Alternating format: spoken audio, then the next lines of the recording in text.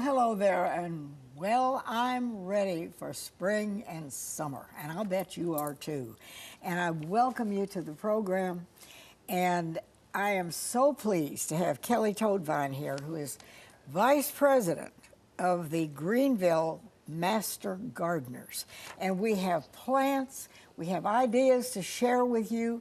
If you live in a condo and you have a little balcony, if you live on a big piece of property and you have lots of room to plant, whatever, she has all the answers. Thank you for coming. Well, thanks for having me. And you have a big plant sale coming up. We do. Let's start with that real quickly. Okay. It is April 29th, Saturday. One day only, rain or shine. But the nice thing is that everything's undercover. So even if it's raining, you can shop in comfort. Anybody's welcome. Everybody is welcome, yes. Starts at 8 a.m. and ends at 1 p.m. Okay, and there are lots of people there with information to share. There will be lots of master gardeners roaming around just waiting for you to ask a question. And this is held on Roper Mountain Road. At the Jeff Lynch Appliances. Okay, yes, but anybody's welcome. Now, yes, ma'am. And that's April 29th. Correct. All right, yes, now, we got that out of the way. Now let's, oh my, you just have so much here to share. And there's something, I don't know, there's something wonderful about spring when anything comes to life again. Agreed, agreed. And the fun thing is that when you come to something like the plant sale, we have plants for all seasons, like the Lenten rose down here in the corner. This is beautiful. Isn't that stunning? That actually starts blooming in mid-February, when we still sometimes have some snow on the ground. Okay, is that an outdoor? It is an outdoor plant, yes, and it is a perennial, so you plant it once and it comes back every year. Then you can plant some of your other things like hosta, which is in the shade, the little plant beside you, the tall one in the tall pot. Now, well, this one is for indoor. This is an indoor plant. One would be better as an indoor plant, yes. But then the little plant beside you is a Shasta daisy. That would be something that would be blooming during the summertime. Okay. And then you can roll on into fall. I think many people buy plants and they die, and I'm one of them, you know. Yes. So knowing ahead of time what you need and where to put it. Exactly. And that's where your master gardener is going to be of help. So when you're out there looking around for plants, ask questions. If you know that you have a very shady spot, tell them that. If you know that section of ground is very wet, give them that information, because then they will be able to direct you to the plants that best suit that area, and you will have better success with your plants. Now there are over 3,000 plants. Yes. That will be at this event. That's this right. Plant sale on April 29th. Correct. And I like to say we have it from A to Z. We have sun plants, shade plants, we have trees, things that people don't necessarily think of, like a pawpaw tree. We'll have those. We'll have herbs. We'll have vegetables. We'll have plants for encouraging butterflies, both host plants and nectar plants, like milkweed, which is a host plant for monarch butterflies. And right now, monarch butterflies are a big thing that people are encouraged so you want to attract to bring them into your garden. Yes, ma'am. Yes, ma'am. So part of it is just knowing what to have and where to put it. That's right. That's exactly right. That's exactly right. And the nice thing is like we'll have people who specialize in certain things. We'll have a lady there who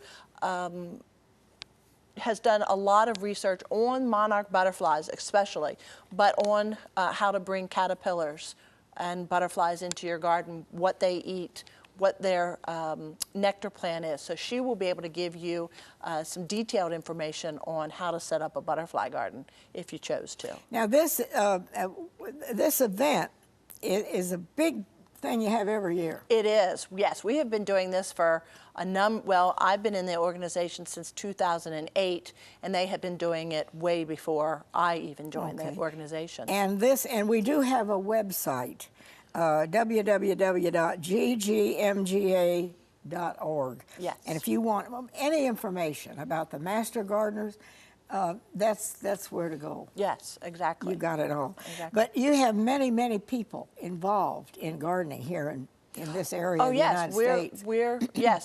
It's a big organization, but just here in Greenville County. Let me back up a little bit. The proceeds from our sale are not for us.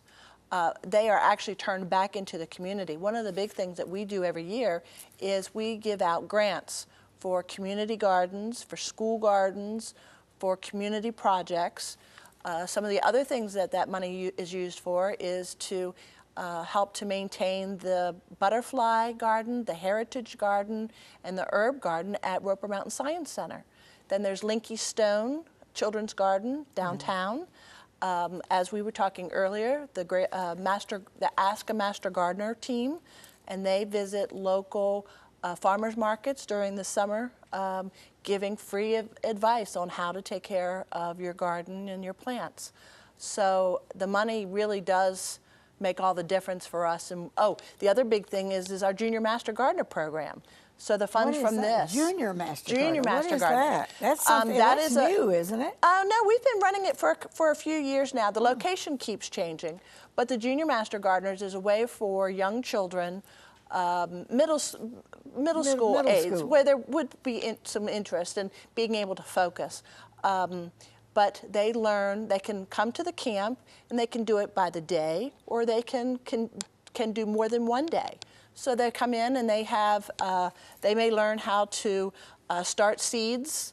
They may learn propagation. There's just all kinds of different things that the kids can learn during the Junior Master Gardener program. Now, and when is this held? It's during the summertime. So if you're interested in that program for your son or daughter, the best place to go is to the website and look up Junior Master Gardener program, and you should be able to get details there. And what age would you be aiming for?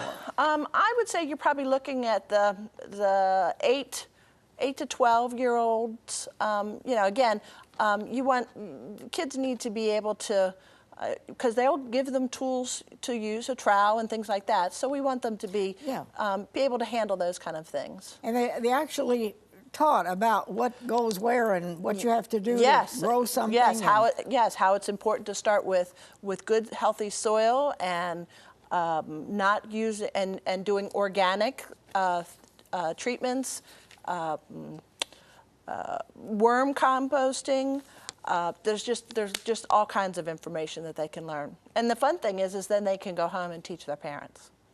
Yeah, and gardening is a passion with many people. I agree. But if you're a novice, you've got to have some information to help you, because if you put something in the ground and it dies, you're kind of you feel very discouraged, defeated. and you think, oh, I don't need to do that. That's right. And the fun thing too is that you don't have to, like you said, if you live in a condo, you don't have a plot of land. No. But you can grow herbs and vegetables right in pots, right on your balcony. So it doesn't take, or you can choose just to have houseplants. It really is nice to be able to talk to people who have done gardening in different varieties or different ways, to give you information on gardening in a container or gardening in an acre. Now, you have this camp in the summer. Yeah, that's the Junior Master Gardener Camp. Yes. And I think that's wonderful. I do too, because obviously the sooner that we can get people interested in gardening, that means that they develop a lifelong, as you said, passion for it. So start them young, get them excited about, and of course a lot of children don't realize where their food comes from. They go to the grocery store and they see it sitting there, but a lot of kids wouldn't know that a peanut comes out of the ground. Just wouldn't be something that they would necessarily know. They know it comes in a can, but did you know that it started in the ground, or that potatoes grow underground? Most of the time, a lot of people assume everything grows above ground, but there's a lot of things that happen under the ground. And so do you have regular programs, I would think, the Master Gardeners, that reach out to young people? I know you do so much. Well, we do, and I would say the Junior Master Gardener program, and then of course our program, our volunteering at Roper Mountain Science Center. is another big one, because we have children's groups who go through the butterfly garden during the season and through the heritage garden, and so there would be volunteers there answering questions and showing the children what's going on in the garden at that time. Kelly, what does somebody have to do to become a master gardener? I look with awe at you. What do you have to do to be a master gardener? I would say first, well, the two things. Have some time on your hands and have a passion.